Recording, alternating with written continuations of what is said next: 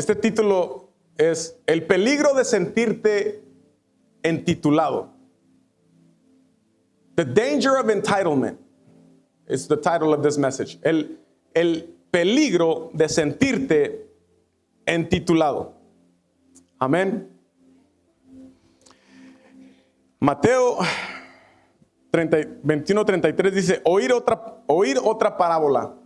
Hubo un hombre, padre de familia, el cual plantó una viña, la cercó de vallado, cavó en ella un lagar, edificó una torre y la arrendó a unos labradores y se fue lejos. Mire, estamos en Mateo, pero ¿por qué no nos vamos? Mire, están Mateo, Marcos, Lucas y Juan. Los tres hablan de la misma parábola que Jesús contó.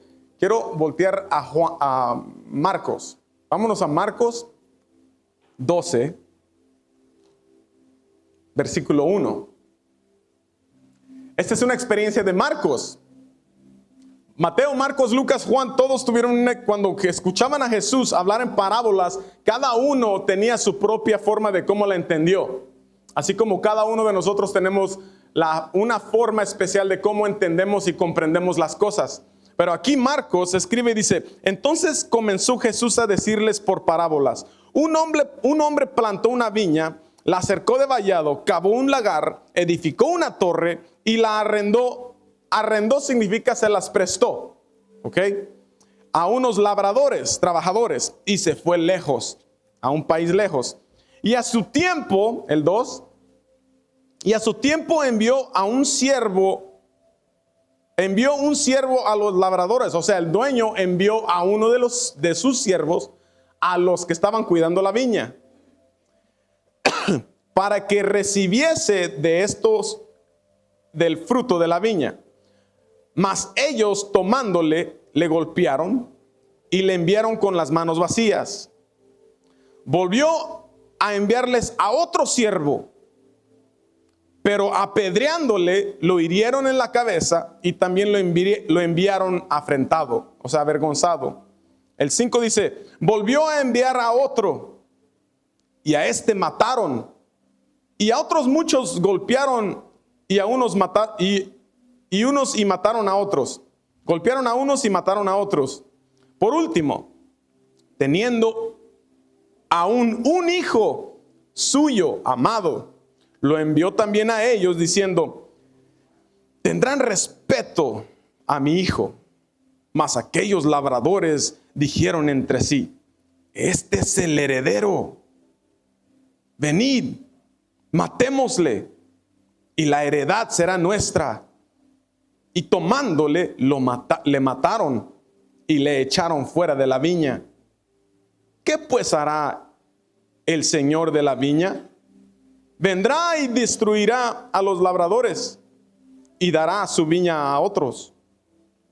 Una parábola, de la forma de cómo Cristo hablaba en parábolas, era para que muchos oyeran, pero no todos entendieran.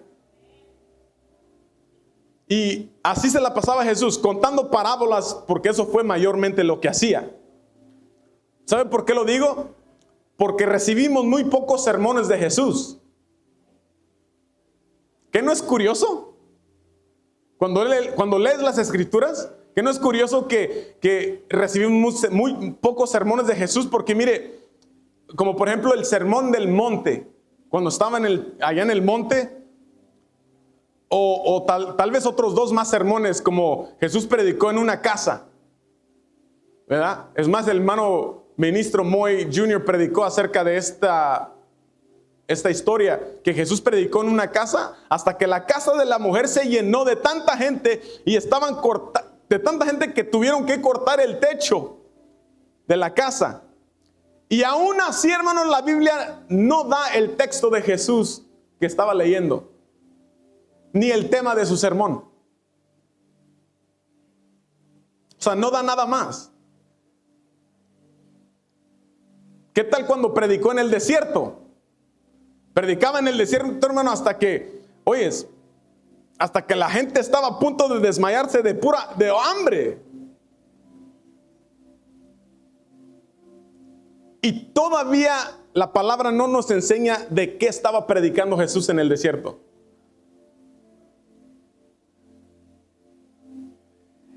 En esta situación, hermano, especial, los fariseos y los maestros de la ley, ellos, hermano, querían arrestar al maestro.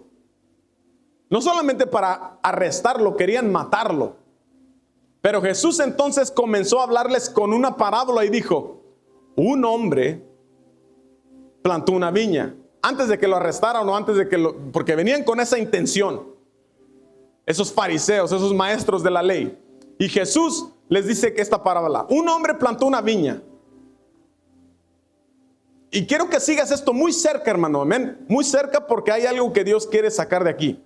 Un hombre plantó una viña, la cercó con un vallado, cavó, o sea, escarbó un lagar y edificó una torre.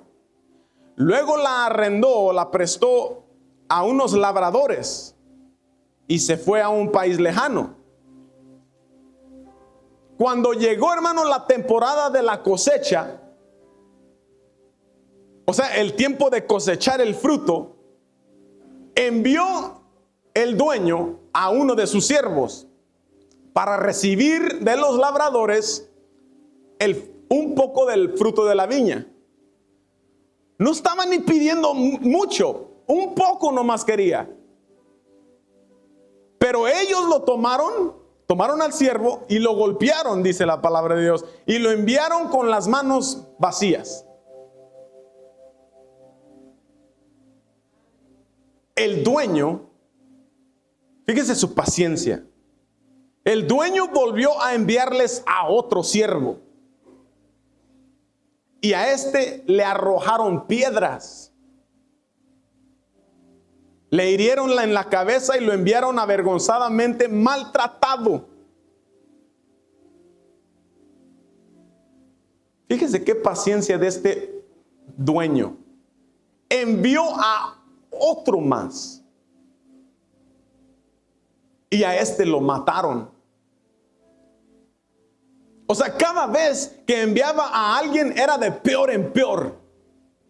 De peor en peor. Y estos labradores, hermano, oyes, solo deberían de entender que todo lo que venía a buscar era una pequeña porción que le correspondía al dueño de las tierras, al dueño de la viña. Era todo lo que tenían que comprender. Simplemente mandaron a un siervo para recibir un poco. O sea, estos labradores, hermano, estaban trabajando en una tierra que no era suya. El dueño, hermano, los había puesto en una situación donde había una cosecha que recoger. Pero cuando llegó el momento de darle su parte cuando llegó el momento de que le dieran la parte al dueño y los labradores quedarse con la parte suya, más bien se quedaron con todo. Mira a tu vecino y dile: ¿eres codo?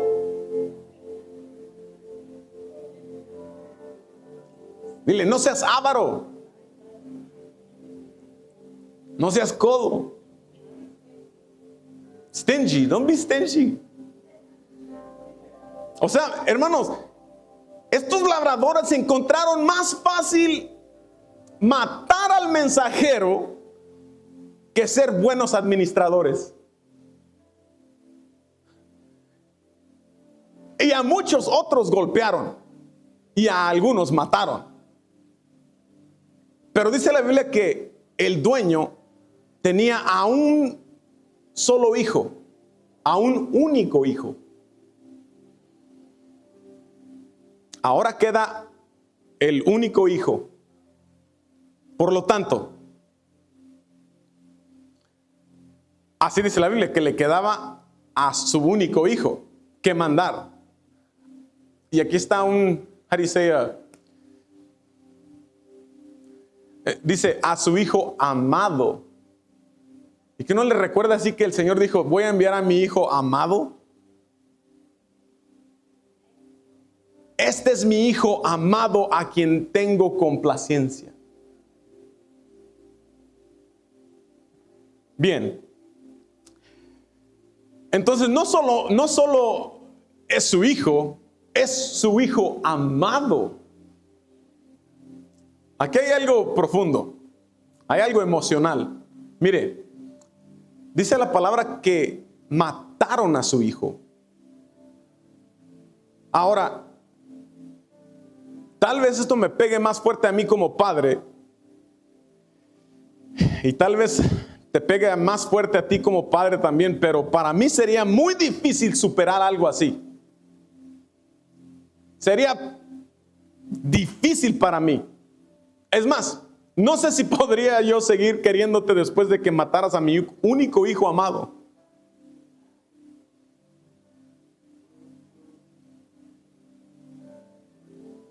Mataste a mi hijo, a mi único hijo. Mi hijo vale más que toda la viña, más que todas las uvas del campo. Y mataste a mi hijo en medio de la cosecha de las uvas. Por último, dice, teniendo a un hijo, su hijo amado, lo envió también a ellos diciendo, a mi hijo lo respetarán. Pero aquellos labradores dijeron entre sí, este es el heredero. Venid, matémosle. Vamos a matarlo porque así hacemos eso, la herencia será nuestra y no la vamos a tener que compartir con nadie más. ¿Cómo no? Permítame y decirle, hermano, que no se puede hacer buenos negocios con gente mala. No se puede hacer negocio con gente mala. Así que lo tomaron, lo mataron y lo echaron fuera de la viña. ¿Qué no le recuerda qué es lo que hicieron con Jesús? Lo tomaron, lo mataron y lo echaron fuera de la ciudad. Pero luego dice la Biblia, ¿qué hará el dueño de la viña? ¿Qué hará? Vendrá y destruirá a los labradores.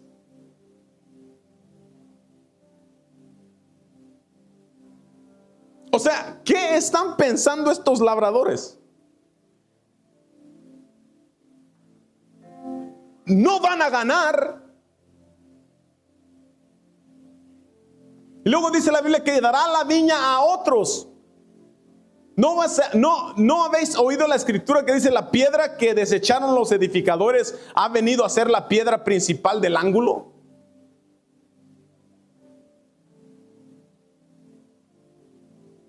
A veces, hermano, a veces el rechazo es dirección. Así que si te han rechazado a ti antes, eso no significa que es el fin del mundo. Eso significa que simplemente es dirección nueva.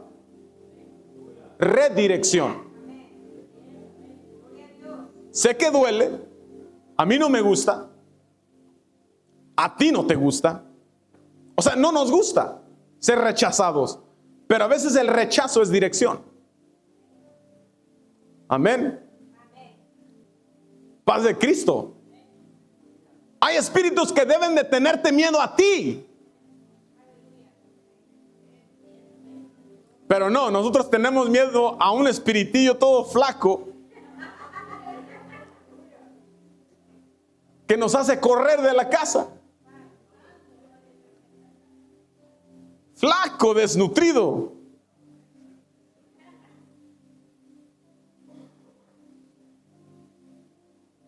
O sea, el enemigo te tiene que tener miedo a ti. Si el enemigo no te tiene miedo a ti, es que no estás haciendo algo.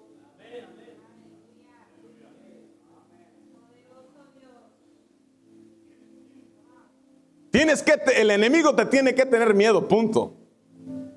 ¿Dónde está el enemigo? Ponle el zapato en el cuello. En el nombre de Jesús. Es que muchos de nosotros, hermanos, no sabemos de que Dios manda a ángeles que acampen a nuestro alrededor. Amén. Y ahora los enemigos tienen que pasar por medio de ellos para llegar a ti.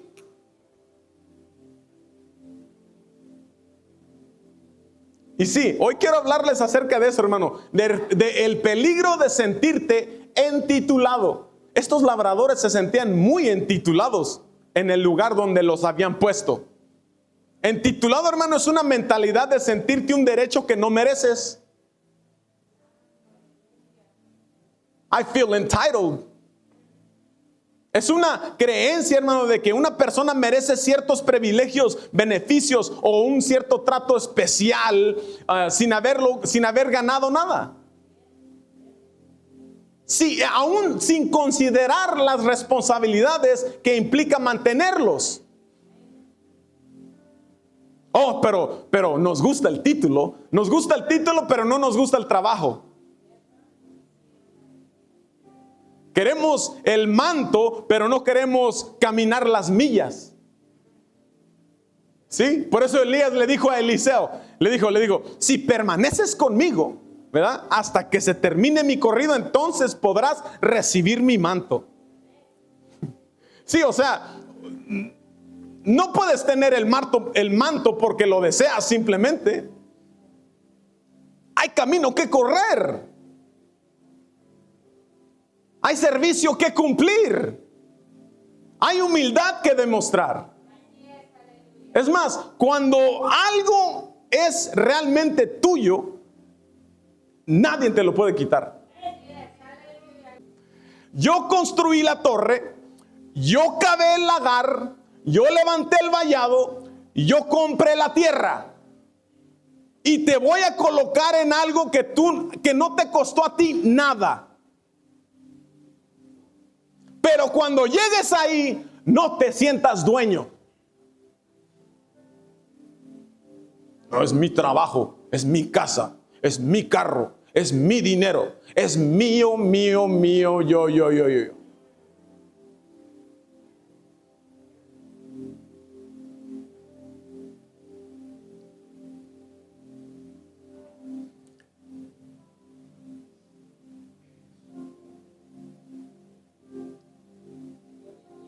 Entonces el dueño nos ha colocado en un lugar que no es nuestro. Amén. La viña, la torre, la casa, la tierra donde estás no te pertenece. Así que no actúes como si Dios estuviera obligado a despertarte hoy en esta mañana. Él te despertó, pero no a otros. Hay una actitud, hermano, repugnante que viene con sentirte entitulado. Especialmente, hermano, cuando el dueño te ha dado tanto y tú crees que lo mereces. Tu salud es un regalo, tu mente es un regalo, tu entendimiento es un regalo, tus dones es un regalo. El poder respirar en el día de esta mañana es un regalo. O sea, no llegaste aquí por tus propias fuerzas ni por tu poder, porque el Espíritu es del Señor. El poder es del Señor. Amén. Fue por el Señor que estamos aquí. Y mientras no creas que lo mereces, Dios hará que la gente te respete. Pero mientras no creas que lo mereces. ¿Cómo estás, hermano Juan? Mejor de que lo que me merezco yo. Es una verdad. ¿Cómo estás, hermano? Ay, hermano, si supiera las cosas que estoy pasando ahorita. Es que el enemigo ahorita me tiene bien apachurrado. ¿Por qué no dice eso? De una vez. Me tiene bien atado.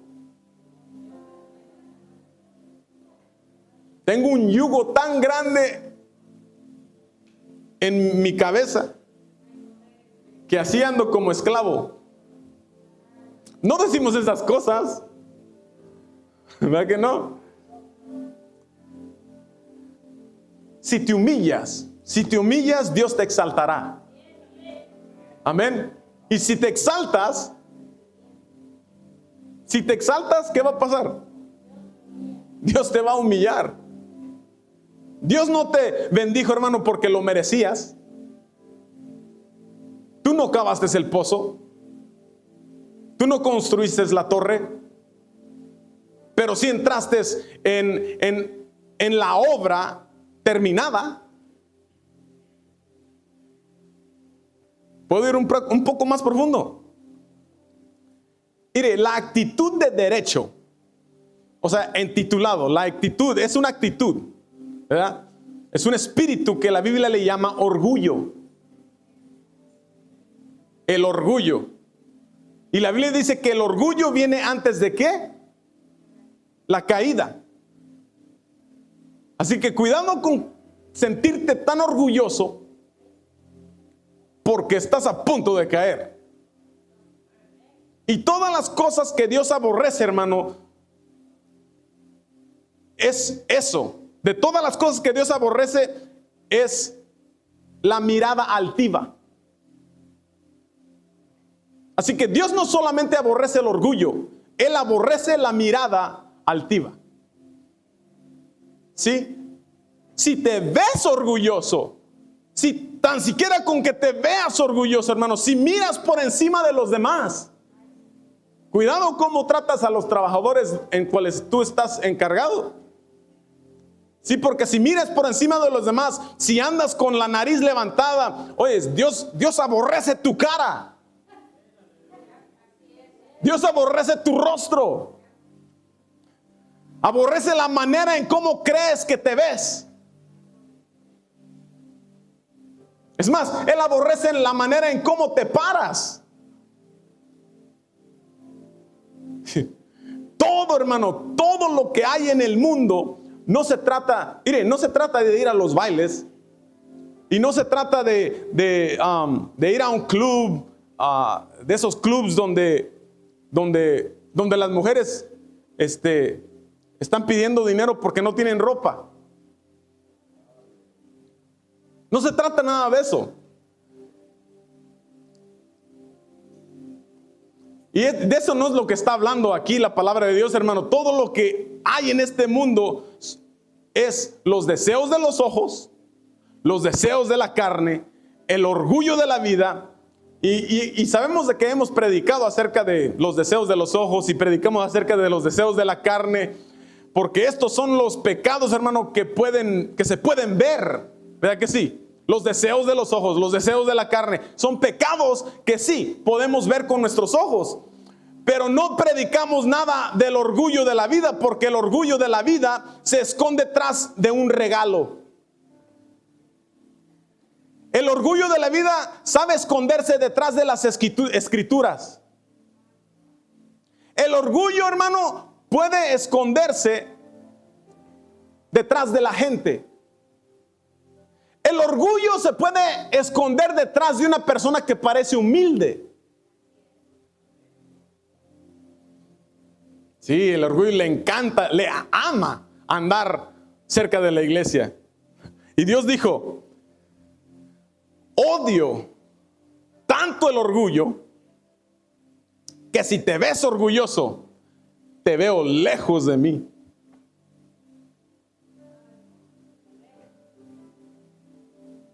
Cómo nos gusta escondernos en la iglesia. Pretender. I'm sorry, pero es que la verdad nos hará libres, ¿verdad que sí? Aquí no venimos a pretender y usted no vino a ver un show. No, aquí se viene a ver sacrificio vivo. Es lo que quiere Dios, un sacrificio vivo. Donde venimos a entregarle la honra, la gloria a Él. No a nosotros. A Él sea la gloria. ¿Sabe? Y lo espantoso, hermano, es de que no sabes. O sea, mire, no hay que pasar por simple las cosas y luego hagas algo peor. Porque la paciencia, hermano, y la misericordia de Dios son enormes. ¿Cuántos dicen amén? ¿Verdad que sí? Pero no es infinita. Y estoy cotando lo que mi hijo había predicado esa vez. Él dijo esto, él dijo, es lo que yo escribí en mi mente, porque él dijo, no pases por alto lo simple y hagas algo peor, porque la paciencia y la misericordia de Dios son enormes. Sí, sabemos de que es sí, la paciencia de Dios es enorme, ¿verdad? Pero no es infinita. Es más, Él da la oportunidad tras oportunidad, tras oportunidad, tras oportunidad, tras oportunidad, tras oportunidad, tras oportunidad. Servimos a un Dios de muchas oportunidades, pero hay un límite. Y el problema, hermano, lo espantoso de eso es de que no sabes dónde está ese límite. ¿Hasta cuándo va a decir el Señor? Ya. Lo hizo con el pueblo en el desierto. Y lo enterró. ¿Qué crees que no te va a enterrar a ti y a mí aquí? O sea, el rechazo, vuelvo a repetir, es dirección. ¿Sí? Es más, el rechazo te da dirección.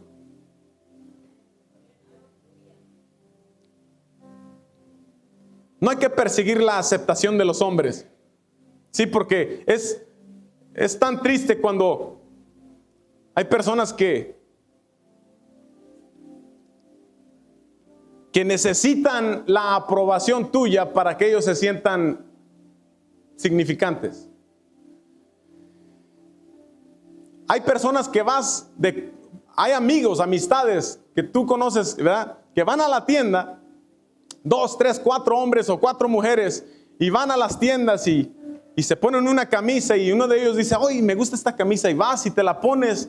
Y luego sales ya con la camisa puesta, y luego le dices a tus amistades, ¿cómo me veo? Y ellos dicen, nah, no me gusta. Y luego tú dices, a mí tampoco. Buscando la aceptación de la gente. Si a ti te gusta, a ti te gusta.